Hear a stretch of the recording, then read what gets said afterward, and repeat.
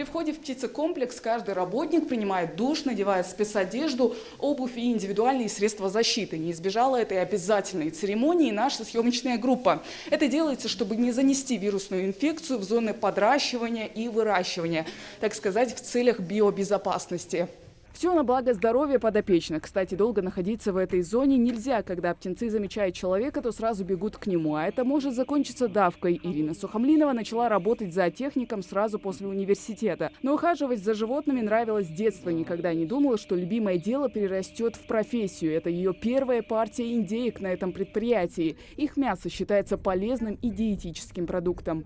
Мясо индейки ценится именно за высокое качество белка, усваивается организмом по сравнению с другими видами мяса намного выше. 70–80% идет усвояемость этого белка и не вызывает таких явлений, как отложение холестериновых бляшек. Кросс Биг 6 – так называется порода птиц, которых отличает быстрый рост и вкусное мясо. Вес индейки достигает до 25 килограмм. Изначально на предприятии было заложено порядка 25 тысяч яиц. Всех вылупившихся птенчиков переведут из инкубатора в птичник. Это место называют зоной подращивания. Здесь птица будет содержаться 42 дня.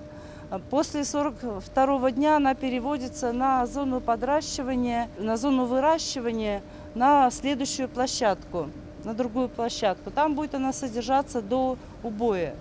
Процесс выращивания птенцов автоматизирован, чтобы минимализировать контакт индеек с человеком. Технолог задает температуру, влажность, интенсивность света в соседнем кабинете через компьютер. В одной смене работает всего 4 человека. Дежурный оператор, птицевод, ветврач, руководитель площадки. Состояние птиц проверяют ежедневно. С помощью оборудования следят даже за количеством потребляемой воды и корма. К слову, его на предприятии закупают. Сзади меня находятся бункеры, 2 бункера для хранения корма для индюшат.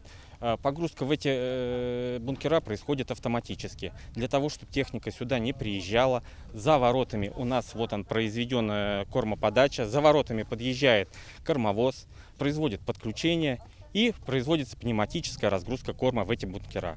Каждый бункер вмещает 10 тонн корма, а планирует на предприятии получать по графику около 10 тысяч тонн мяса в год. Хава Гайзикова, Асхаб Белакиев. Новости 24.